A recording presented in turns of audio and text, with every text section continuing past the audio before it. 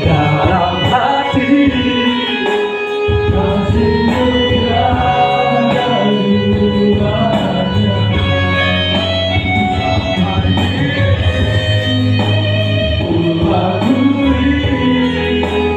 Kasih-Mu tiada duanya, kasih-Mu tiada duanya, kasih-Mu tiada duanya.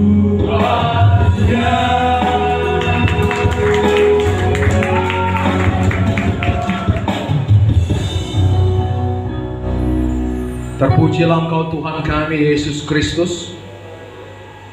Kau sudah mengaruniakan kasih yang begitu besar bagi kami.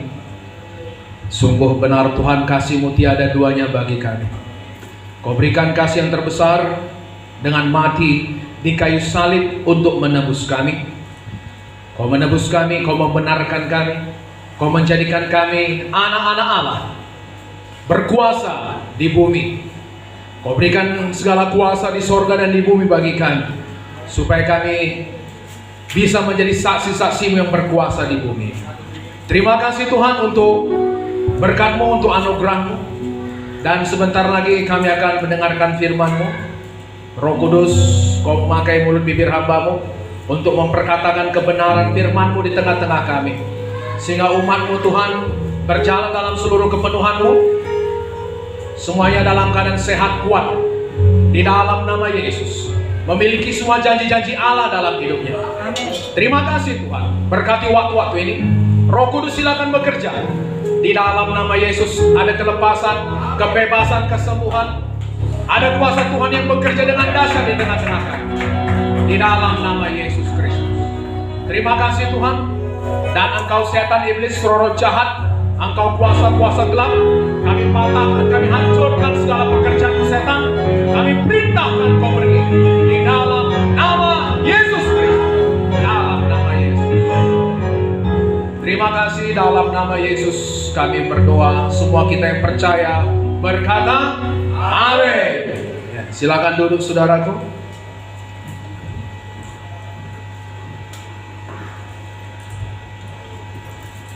Apa kabar saudara semua?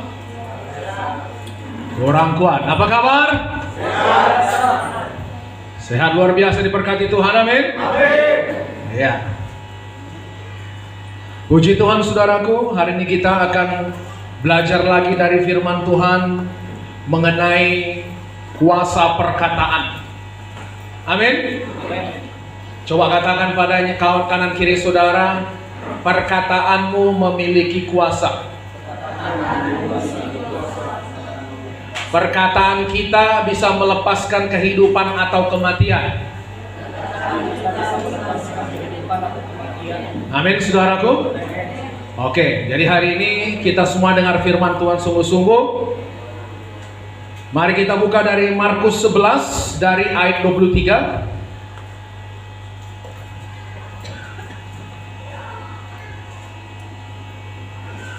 Markus 11 dari ayat 23.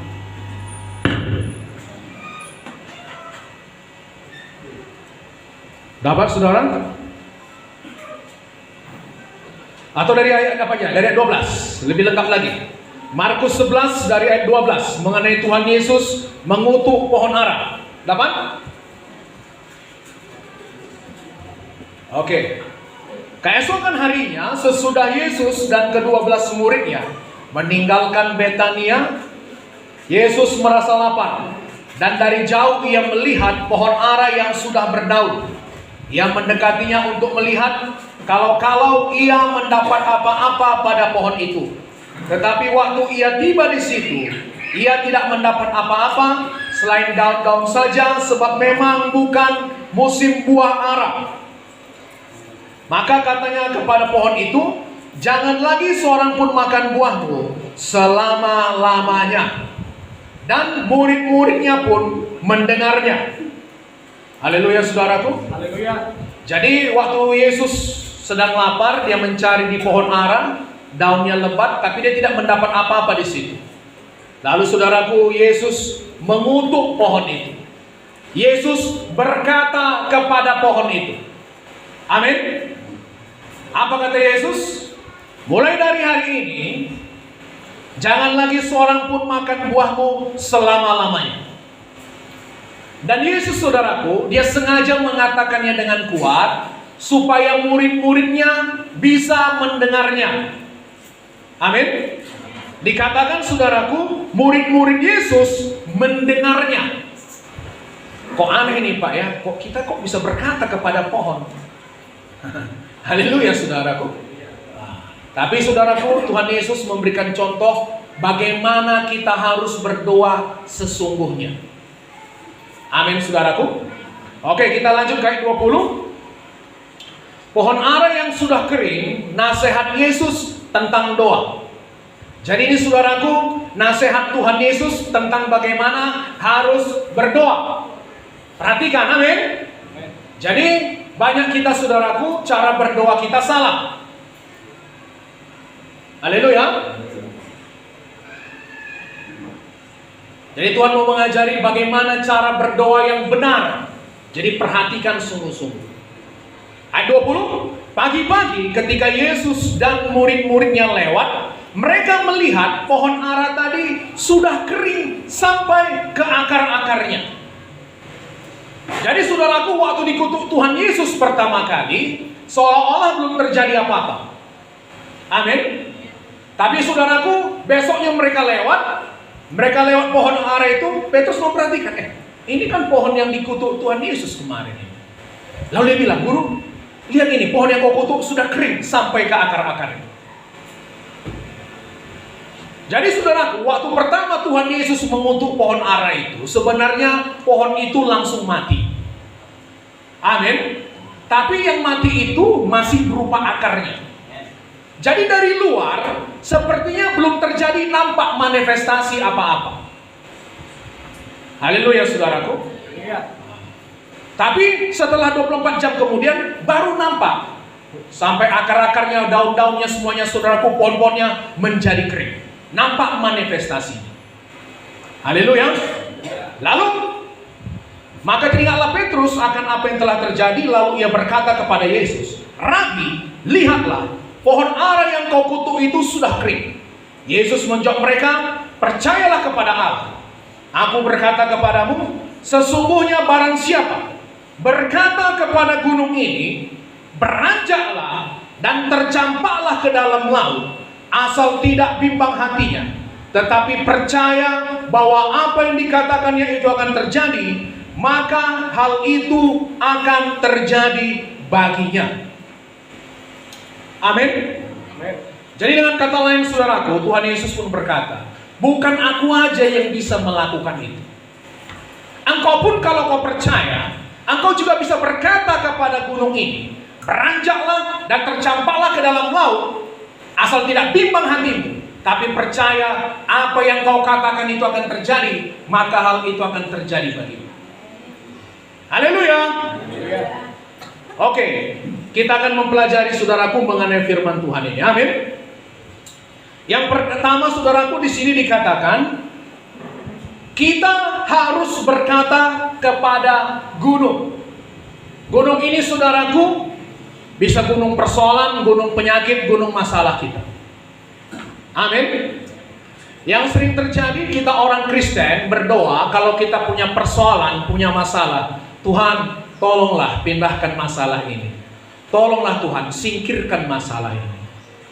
Atau lagi ada penyakit, Tuhan, tolonglah, udah gak tahan lagi aku penyakit ini. Tolonglah singkirkan Tuhan. Udah gak sanggup aku, capek aku.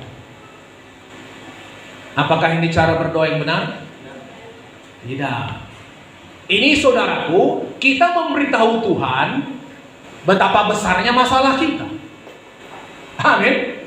Sementara firman Tuhan mengatakan, engkau yang harus berkata kepada gunung ini. Misalnya saudara ada penyakit, amin. Jadi saudaraku, bagaimana cara berdoa yang benar? Saudara yang harus berkata kepada penyakit itu. Saudara yang harus memerintahkan penyakit itu pergi. Jangan minta sama Tuhan memerintahkan penyakit pergi. Itu salah. Jangan suruh Tuhan melakukan apa yang Tuhan suruh kita kerjakan. Tuhan suruh kita memerintahkan penyakit, yang kita lakukan sering, kita meminta Tuhan memerintahkan penyakit pergi. Itu salah.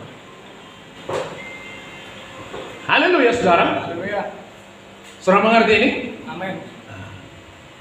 Jadi saudara yang memerintahkan penyakit itu. Saudara yang memerintahkan persoalan itu pergi. Saudara yang memerintahkan kemiskinan itu beranjak. Udah bosan kali aku kemiskinan ini. Dalam nama Yesus aku berkata pada gunung-gunung kemiskinan, aku perintahkan engkau pergi. Ya Tuhan berkata, engkau yang berkata, amin. Kamu harus berkata pada gunung itu.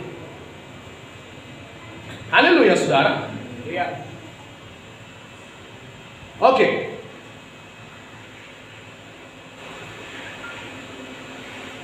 Saudaraku, Tuhan menciptakan segala sesuatu dengan firman-Nya. Amin. Tuhan menciptakan langit, bumi, laut dan segala isinya dengan hanya berfirman. Jadi saudaraku, kita diciptakan Tuhan juga menurut gambar dan rupa Tuhan. Jadi kalau perkataan Tuhan itu berkuasa, perkataan kita juga demikian. Apalagi kalau kita memperkatakan firman Tuhan. Haleluya, saudara. Hal yang sama bisa diperbuat Yesus, kita juga bisa melakukannya. Firman Tuhan mengatakan, asal kamu tidak bimbang, tapi percaya. Amin. Coba kita lihat saudaraku dari Matius pasal 8 ayat 4. Nanti kita akan kembali lagi ke sini, amin.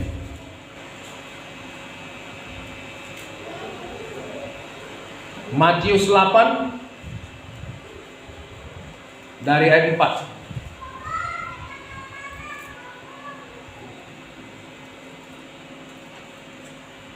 Kapan saudara? Kita baca bersama 1, 2, 3 ya. Ketika Yesus masuk ke Kapernaum, datanglah seorang perwira mendapatkan dia dan memohon kepadanya, Tuan, hambaku terbaring di rumah karena sakit lumpuh dan ia sangat menderita. Ayo semua. Yesus berkata kepadanya, aku akan datang menyembuhkannya. Tetapi jawab perwira itu kepadanya, Tuan, aku tidak layak menerima Tuan di dalam rumahku. Katakan saja sepatah kata, maka hambaku itu akan sembuh. Sebab aku sendiri seorang bawahan, dan di bawahku ada pula prajurit. Jika aku berkata kepada salah seorang prajurit itu pergi, maka ia pergi. Dan kepada seorang lagi datang, maka ia datang. Ataupun kepada hambaku, kerjakanlah ini, maka ia mengerjakannya. Setelah Yesus mendengar hal itu, heranlah ia dan berkata kepada mereka yang mengikutinya, aku berkata kepadamu, sesungguhnya iman sebesar ini tidak pernah aku jumpai pada seorang pun di antara orang Israel. Aku berkata kepadamu, banyak orang akan datang dari timur dan barat dan duduk makan bersama-sama dengan Abraham, Ishak dan Yakub di dalam kerajaan sorga. Sedangkan anak-anak kerajaan itu akan dicampakkan ke dalam kegelapan yang paling gelap. Di sanalah akan terdapat ratap dan kertak gigi. Lalu Yesus berkata kepada perwira itu, pulanglah dan jadilah kepadamu seperti yang kau percaya.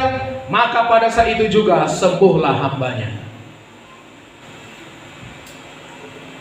Dan Yesus mengatakan imannya sangat besar. Haleluya, saudara. Kenapa saudaraku Tuhan mengatakan imannya sangat besar? Karena dia mengerti mengenai kuasa perkataan. Amin, saudaraku. Dia mengerti mengenai kuasa perkataan.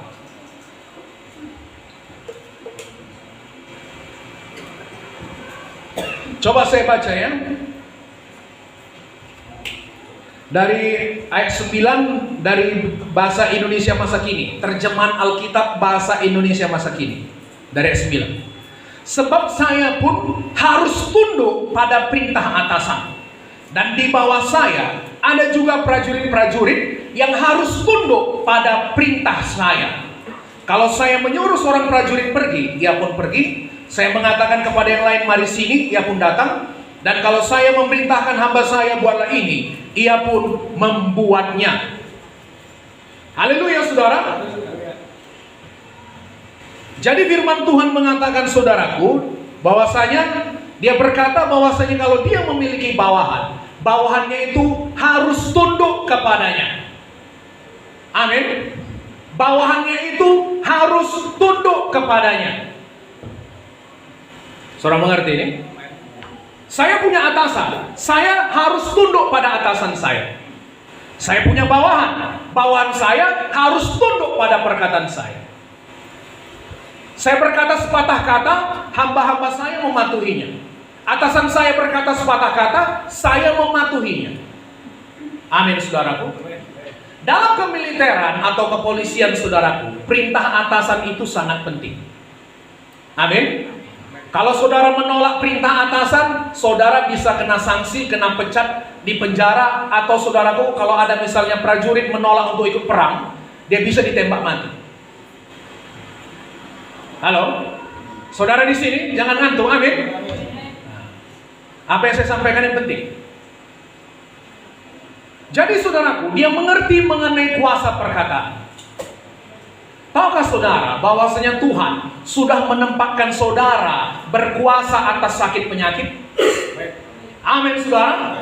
Tuhan menempatkan penyakit, masalah semua itu saudaraku di bawah otoritas saudara, di bawah kuasa kita. Amin.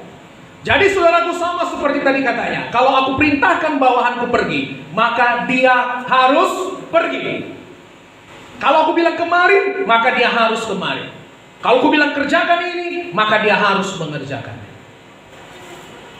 Saudara mengerti ini? Jadi dia tahu mengenai kuasa otoritas. Maka dia bilang, ucapkan aja sepatah kata Tuhan, maka hambaku itu pasti sembuh. Gak perlu kau datang ke rumahku, cukup ucapkan sepatah kata, hambaku itu pasti sembuh.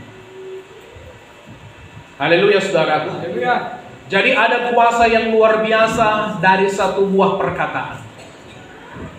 Kita aja saudaraku yang kurang mengerti mengenai kuasa perkataan. Amin. Coba kita buka lagi saudaraku dari Matius 10 ayat 1. Matius 10 ayat 1.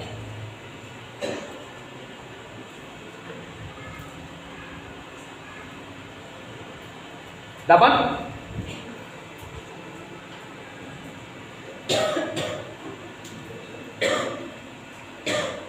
Yesus memanggil ke-12 muridnya dan memberi kuasa kepada mereka untuk mengusir roh-roh jahat dan untuk melenyapkan segala penyakit dan segala kelemahan. Amin. Amin. Kalau saudaraku kuasa di sini, ini bisa diterjemahkan juga dengan perkataan otoritas.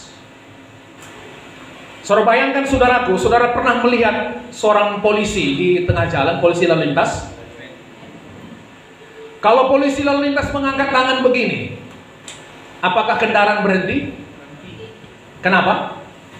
Karena dia punya otoritas. Kalau dia angkat tangan saudaraku, bisakah dia dengan kekuatannya menahan mobil-mobil tadi? Ditahannya saudaraku mobil-mobil ini bisa? Truk? Nggak mungkin, amin. Tapi kenapa saudaraku mobil-mobil itu bisa berhenti? Truk-truk besar, truk gandeng berhenti. Kenapa? Karena dia memiliki otoritas. Amin. Asal dia angkat tangan saudaraku, mobil harus berhenti. Saudara mengerti ini? Itulah arti kuasa, otoritas. Polisinya mungkin cempreng, kurus kering. Amin saudaraku. Kebanyakan dipanggang matahari. Tapi asal angkat tangan, truk-truk gandeng, truk-truk besar itu pun harus berhenti. Apakah karena kekuatannya? Tidak, karena otoritas. Karena baju yang dipakainya saudaraku, karena negara memberikan otoritas kepadanya. Begitu saudara menjadi anak-anak Allah, Tuhan langsung memberikan pada saudara otoritas. Amin. Sehingga ketika saudara berkata kepada setan pergi, maka setan harus pergi. Amin. Dia harus tunduk kepada saudara. Amin. Begitulah aturannya.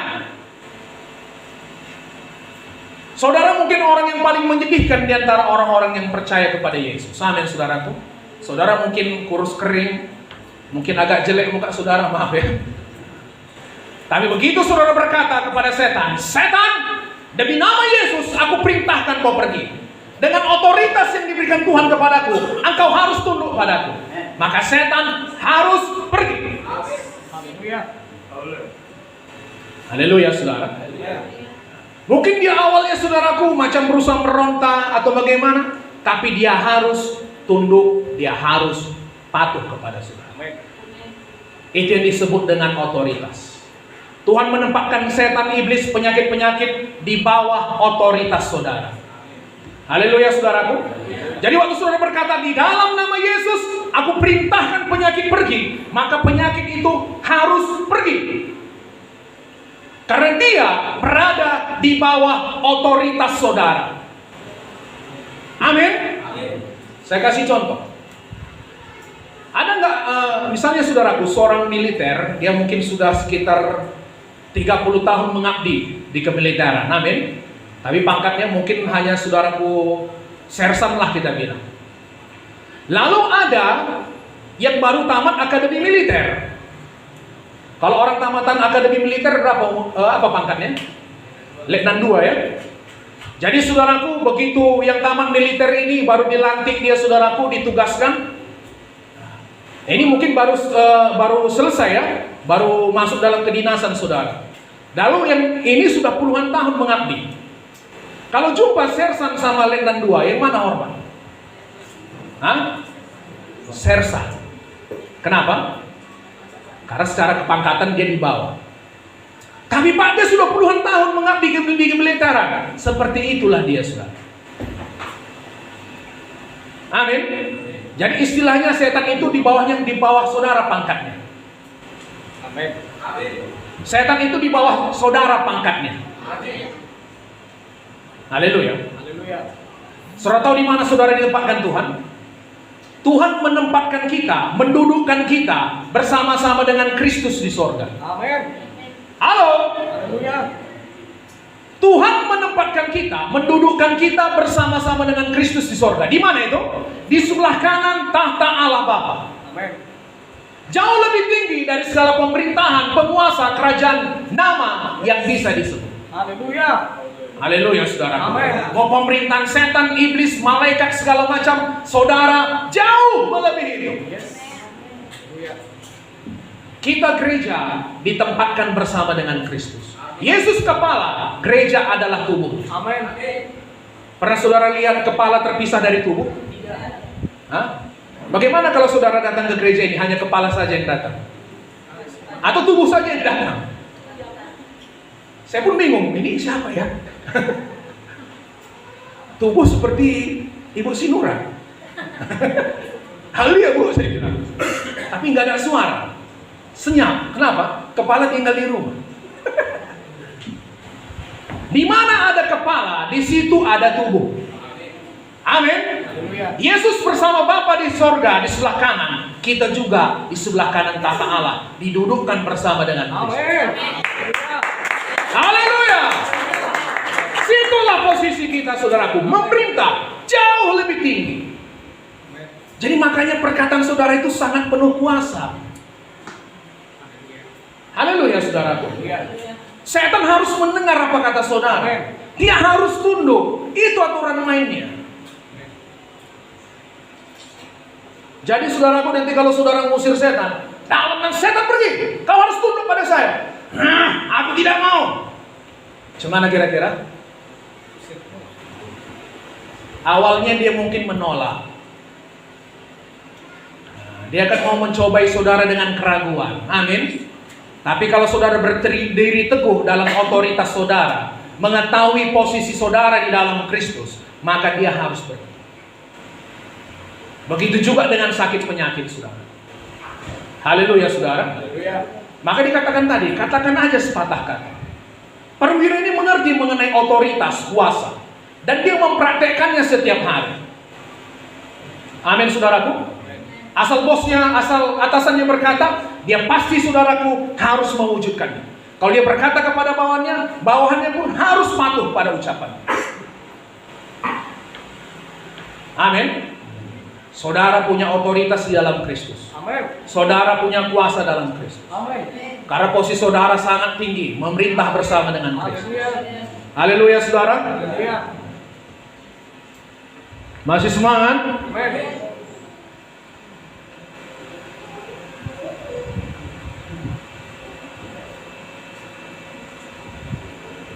Jadi saudaraku, jangan lagi minta supaya Tuhan memerintahkan penyakit-penyakit itu. Jangan minta lagi supaya Tuhan, saudaraku, memindahkan masalah saudara. Jangan. Saudara yang memerintahkan masalah itu pergi. Haleluya.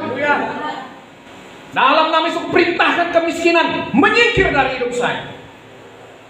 Apapun yang menghalangi jalan saya perintahkan itu untuk pergi di dalam nama Yesus. Aku berkata kepadamu, beranjak di dalam nama Yesus. Haleluya saudaraku. Kalau ada sakit penyakit saudaraku, saudara harus memerintahkan. Ini saya sudah sering sampaikan, tapi gak apa-apa saya sampaikan lagi. Amin. Saya pernah kena sakit vertigo saudara, pening yang luar biasa. Amin. Saya tahan-tahankan selama 2 minggu.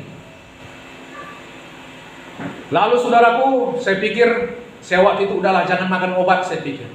Tapi ternyata bimbang juga saya, udahlah makan obat pun gak masalah. Lalu saya pergi saudaraku ke dokter puskesmas. Pak dok, diperiksalah saya. Saya sakit apa pak? Bapak kena vertigo. Bapak mau diresepkan obat yang macam mana? Obat yang bagus atau macam mana? Yang bagus saja pak, saya bilang. Lalu saudaraku diresepkanlah obat yang bagus. Lalu saya beli, tebus ke apotek. Saya minum, enggak juga baik saudara. Amin.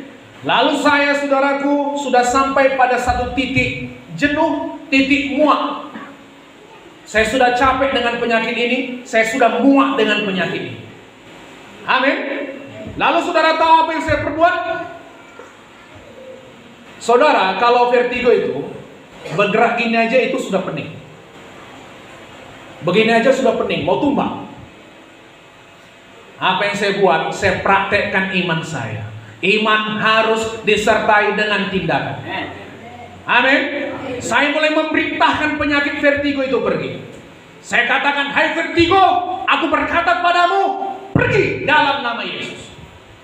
Aku patahkan kuasa kematian, aku hancurkan kuasa kematian. Hai iblis, aku patahkan kuasamu, aku perintahkan kau pergi. Saya bukan hanya sambil duduk, saya lari-lari. Haleluya. Saya lari-lari, saya lompat-lompat. Makin pening saya pasangkan. Saya gini-gini kan kepala saya sudah. Selama 1 jam saya lakukan. Saya patahkan kuasa kematian, saya hancurkan kuasa kematian. Ini belum seperti ini saudara, lebih lagi yang saya praktekkan. Amin. Dalam 1 jam sembuh. Haleluya.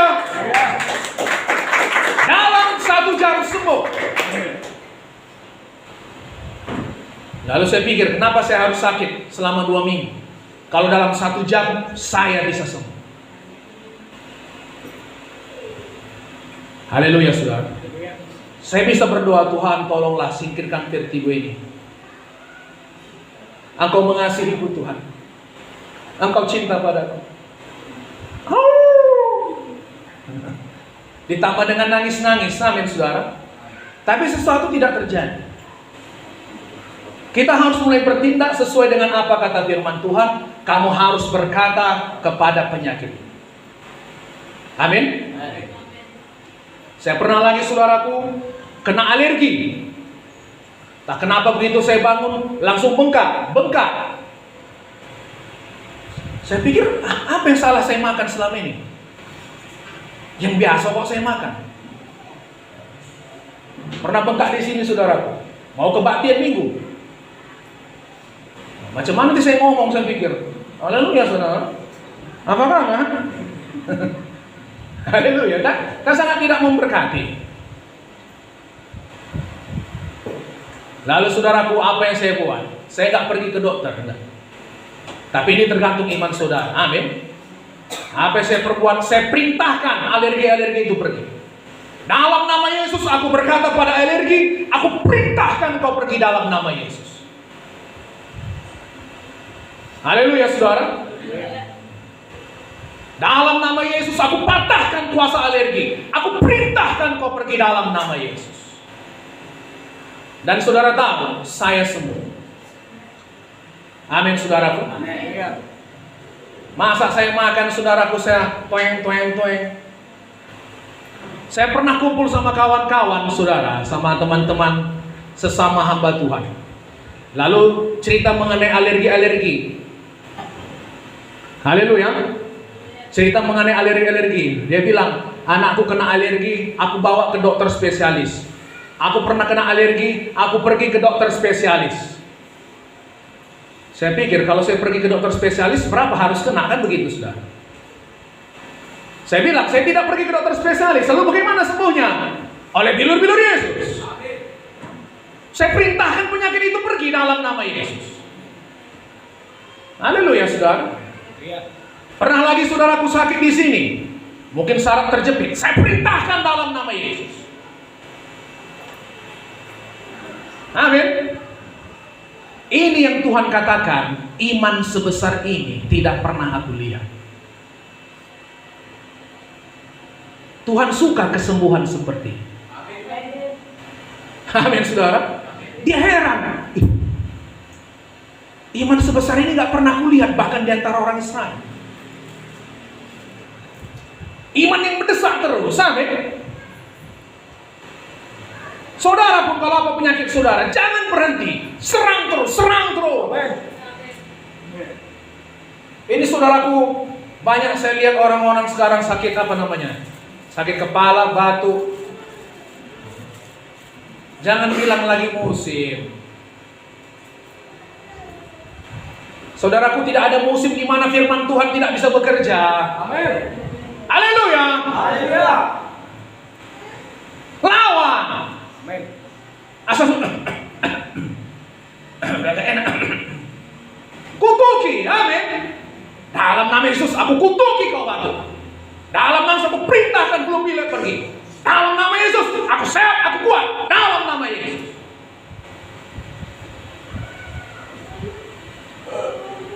Biar setan pun dengar saudara berbicara, saudara. Tadi apa dikatakan? Dan murid-muridnya mendengar perkataan Yesus. Haleluya. Yesus sengaja memberi perintah kepada pohon ara itu. Mulai hari ini jangan seorang pun lagi makan buahmu sampai selama-lamanya. Kenapa? Yesus mau memberi contoh bagaimana cara berdoa. Haleluya saudara. Pak, bagaimana kalau aku sudah memerintahkannya lalu belum terjadi apa-apa? Halo? Sepertinya belum terjadi apa-apa, Pak. Bagaimana, Pak? Aku sudah beri perintah, tapi sepertinya belum terjadi apa-apa. Teruskan, lanjutkan. Amin, saudaraku. Karena seperti saudaraku, waktu Tuhan mengutuk pohon ara itu pertama kali, seolah-olah nggak terjadi apa-apa di luar. Amin. Tapi di dalam akarnya sudah mati. Kehidupan sudah tidak ada lagi waktu pertama kali dikutuk Tuhan. Tapi besoknya baru terjadi manifestasi. Baru nampak sepenuhnya saudaraku, pohon itu sudah mati. Jadi waktu saudara berkata, saudara kutuki penyakit itu, kok gak sepertinya terjadi apa-apa Tuhan? Jangan berpikir seperti itu. Amin. Saudara percaya, penyakit ini sudah mati akarnya. Amin. Hanya tinggal menunggu waktunya kesembuhan itu muncul ke permukaan. Amin. Haleluya saudaraku. Itu yang pertama. Yang kedua, mungkin saudara kurang percaya. Karena tadi dikatakan asal tidak bimbang tapi percaya. Lanjutkan terus, serang terus. Amin.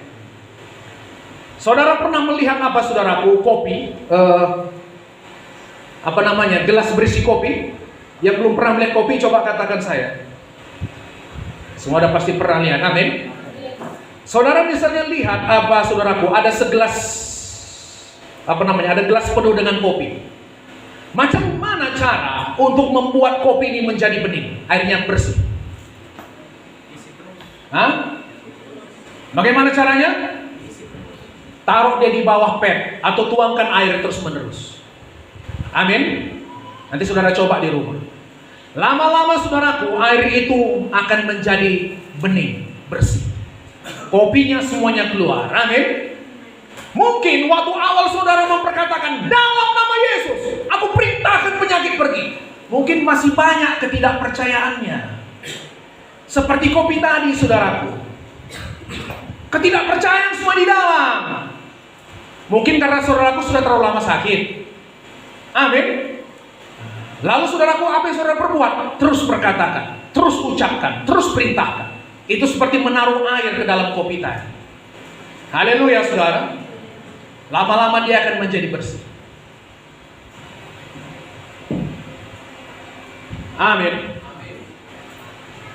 Saya sudah mempraktekkan. Memaksa terus. Haleluya, saudaraku. Saudara harus menolak untuk menyerah. Menyerah bukan pilihan. Haleluya. Haleluya. Menyerah bukan pilihan. Amin. Gratis kok.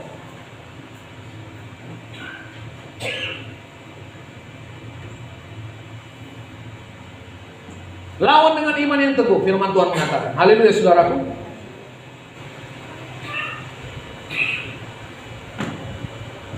Jadi ambil otoritas saudara, perintahkan penyakit itu pergi. Bagaimana caranya, Pak, kalau saya menghadapi penyakit? Begini nih. Kadang saudaraku sepertinya kita nggak punya iman. Amin. Saudara bisa mulai dengan bahasa roh. Karena firman Tuhan mengatakan, bangun dirimu di atas dasar imanmu yang paling teguh. Apa itu? Dengan berbahasa roh. Haleluya. Dalam nama Yesus. Lalu saudara mulai memperkatakan firman Tuhan. Amin. Terima kasih Tuhan sudah menanggung segala penyakit dan kelemahanku di kayu salib. Terima kasih karena kuasa-Mu yang dahsyat ada di dalamku. Kuasa yang membangkitkan Yesus dari antara orang mati ada di dalamku. Di dalam Kristus aku sudah memiliki kepenuhanmu. Di dalam nama Yesus penyakit tunduk padaku. Di dalam nama Yesus iblis tunduk padaku. Waktu saudara mulai memperkatakan demikian, saudaraku, saudara sedang membangkitkan iman saudara. Amin. Terima kasih Tuhan, oleh bilur-bilurmu saya sudah sembuh. Cukup sampai di situ? Cukup sampai di situ? Tidak. Mulai saudara memerintahkan penyakit untuk pergi. Amin. Terima kasih Tuhan sudah mengampuni segala kesalahanku dan menyembuhkan segala penyakitku. Dan sekarang aku mengambil otoritasku. Aku mengambil kuasaku di dalam nama Yesus. Dan aku memakai kuasa itu, aku perintahkan penyakit untuk pergi. Aku patahkan kuasa kematian. Amin. Misalnya saudara ada migrain. Haleluya, saudara. Perintahkan dalam nama Yesus. Hai migrain, aku berkata padamu, dalam nama Yesus, aku perintahkan kau pergi. Aku hancurkan kuasa kematian yang sedang bekerja di kepala ini. Aku perintahkan kau pergi dalam nama Yesus. Berapa kali Pak mengatakannya? Berkali-kali. Terus menerus. Haleluya. Haleluya. Apalagi sakit saudara?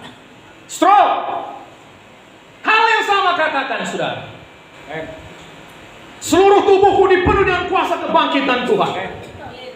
Amin. Dari ujung rambut sampai ujung kakiku dipenuhi dengan kuasa Roh Kudus. Seluruh perairan darahku dipenuhi kuasa Tuhan. Dalam nama Yesus aku patahkan kuasa stroke. Dalam nama Yesus aku perintahkan stroke pergi. Dalam nama Yesus. Dalam nama Yesus aku melepaskan kehidupan atas seluruh tubuhku. Dalam nama Yesus aku perintahkan kesembuhan atas seluruh tubuhku. Dalam nama Yesus aku hidup. Dalam nama Yesus aku panjang umur. Haleluya. Karena firman Tuhan mengatakan hidup dan mati dikuasai oleh lidah. Jadi saudara bisa melepaskan kuasa kehidupan bekerja dalam tubuh saudara. Katakan, hai tubuh, sembuh. Amin. Misalnya bagian tubuh sebelah kanan atau kiri saudara yang lumpuh. Katakan, hai tubuh sebelah kiri, aku perintahkan kau sembuh. Hidup dalam nama Yesus. Haleluya saudara. Haleluya. Nanti pikir orang saya gila Pak, nggak apa-apa. Amin saudaraku. Amin. Cuman saudara yang tahu rasanya sakit, orang lain nggak tahu. Amin. Saya waktu vertigo itu saudaraku memerintahkan sakit penyakit itu pergi. Tetangga-tetangga saya percaya dengar itu. Ya ngapanya Pak Pendeta itu? Saya nggak peduli, yang penting saya sembuh. Amin. Orang di warung tua pun saudaraku nggak peduli ya sembuh. Katanya sambil minum tua dia saudara, kuat-kuat saudara suaranya. Kenapa saudara memperkatakan firman Tuhan takut? Haleluya saudaraku. Jadi tadi saudaraku, Tuhan sudah memberikan kepada saudara otoritas, kuasa. Penyakit harus tunduk pada saudara, iblis harus tunduk pada saudara. Posisi saudara di atas dia, jauh di atas dia. Dia musuh yang sudah dikalahkan, ditaruh di bawah telapak kaki saudara. Kerjanya hanya bikin saudara ragu.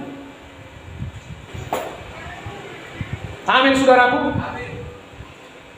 Kena demam-demam, jangan langsung saudaraku beli obat. Kapan saudara mau praktekkan iman saudara? Haleluya saudara.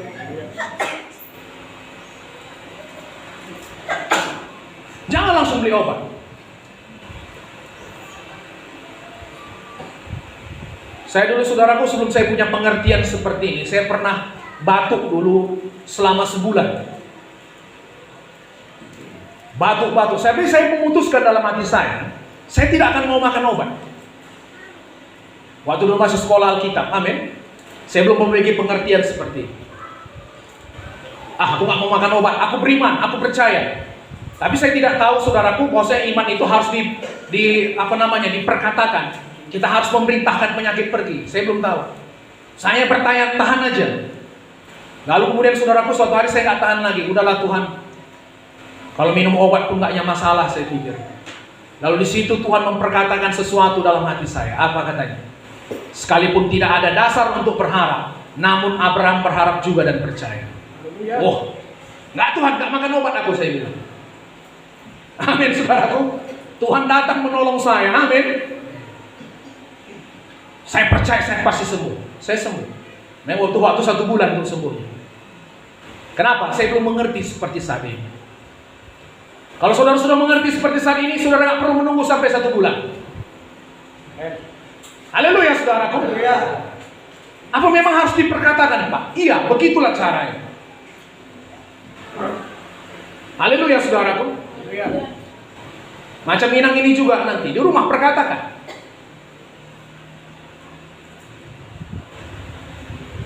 Amin.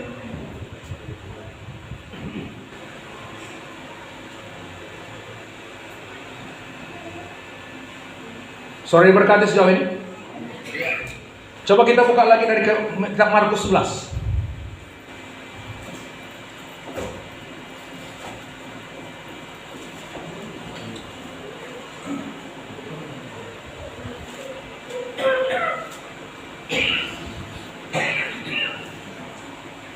Ayat 23.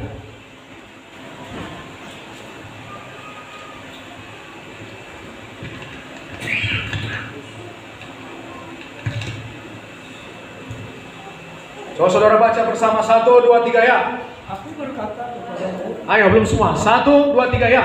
Aku berkata kepadamu, sesungguhnya barang siapa berkata kepada gunung ini, beranjaklah dan campaklah ke dalam laut, asal tidak bimbang hatinya, tetapi percaya bahwa apa yang dikatakannya itu akan terjadi, maka hal itu akan terjadi baginya.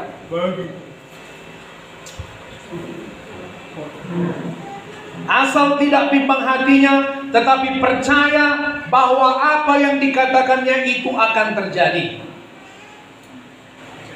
Jadi saudaraku, yang kedua, saudara harus percaya apa yang saudara katakan itu pasti terjadi.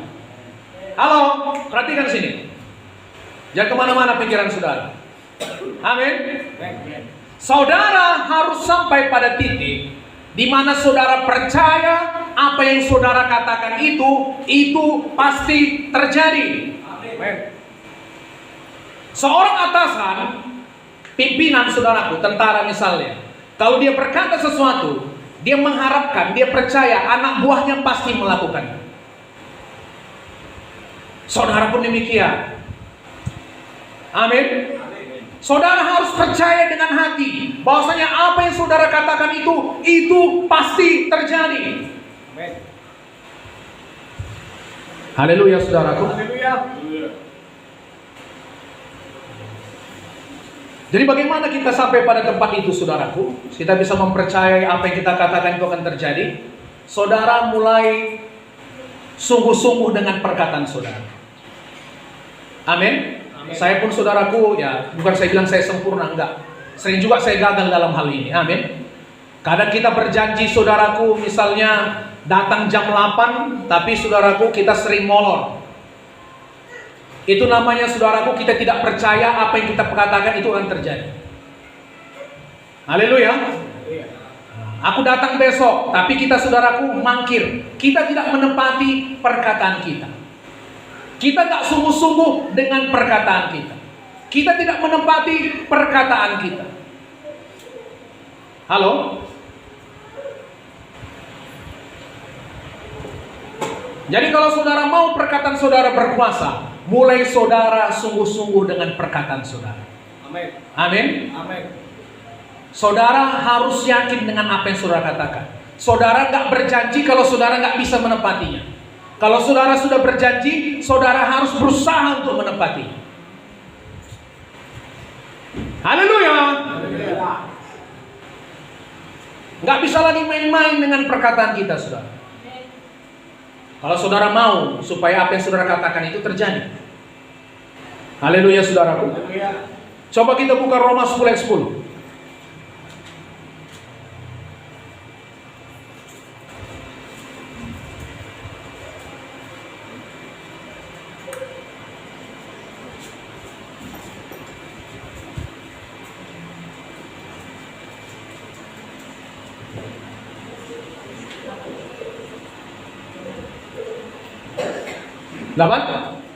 Roma 10 ayat 10, 1, 2, 3 ya. Karena dengan hati orang percaya dan dibenarkan, dan dengan mulut orang mengaku dan diselamatkan.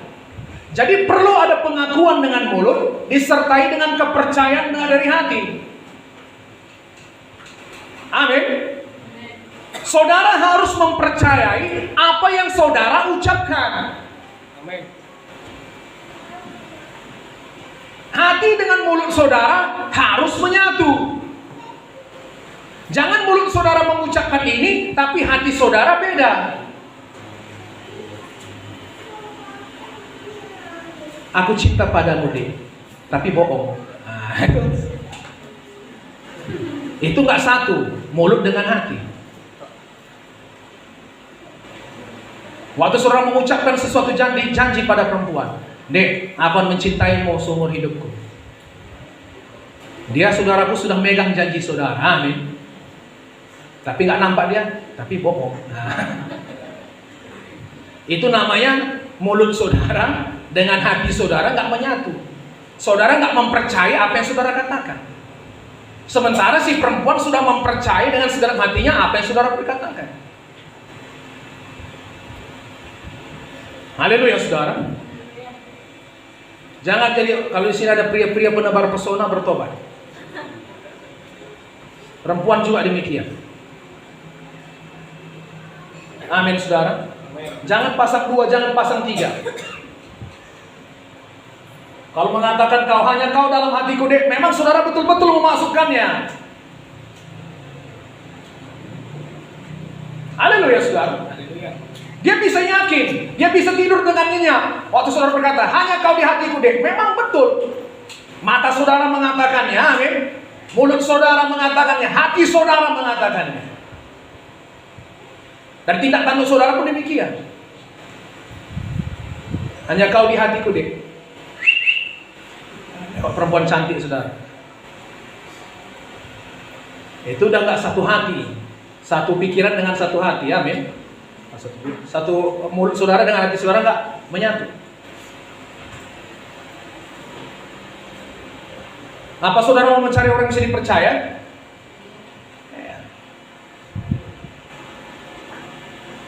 Haleluya saudaraku. Waktu saudara mengatakan demikian, itu adalah ikatan saudara, itu adalah ikatan kontrak saudara.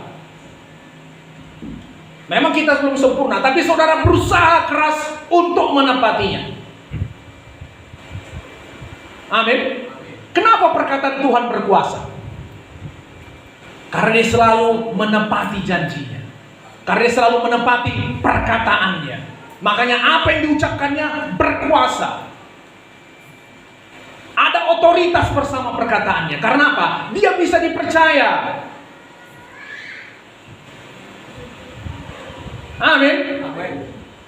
Seseorang yang bisa dipercaya, dari mana kita tahu? Dari perkataannya, dia menepati perkataannya atau tidak. Semakin dia menepati perkataannya, orang itu bisa semakin dipercaya. Perkataannya semakin bisa dipegang.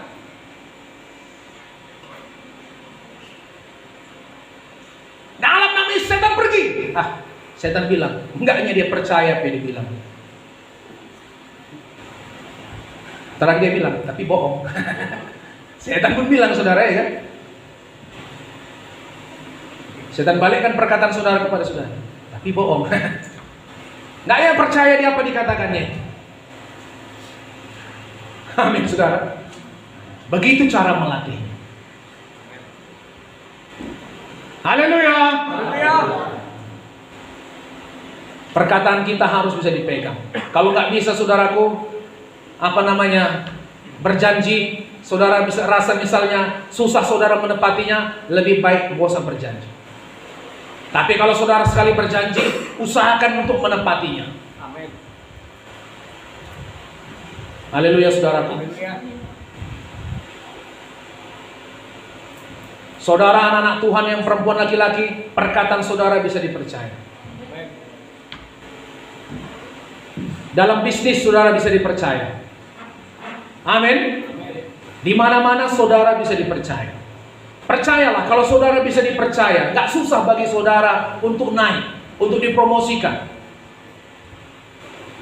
Amin saudaraku.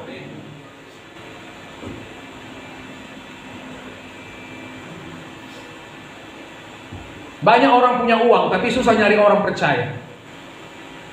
Kalau saudara bisa dianggap jadi percaya, dia bisa gampang percayakan uangnya sama saudara.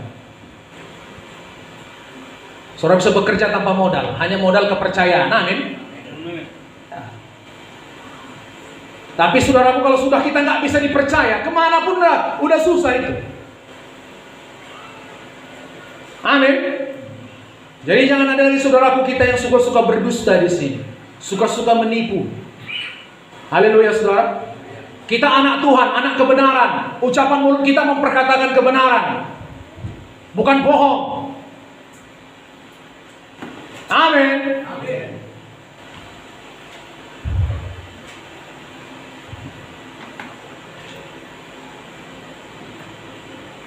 Jadi jangan menolak apa saudaraku, ucapkan terus sampai itu terjadi. Amin. Percaya dengan hati, mengaku dengan mulut. Menolak untuk menyerah. Bilang sama setan, bukan aku yang menyerah, kau yang harus menyerah. Karena aku sudah ditetapkan sebagai pemenang. Mau berapa lama setan akan kulayani? Haleluya saudara. Saya pernah melayani ada orang kerasukan saudaraku. Jadi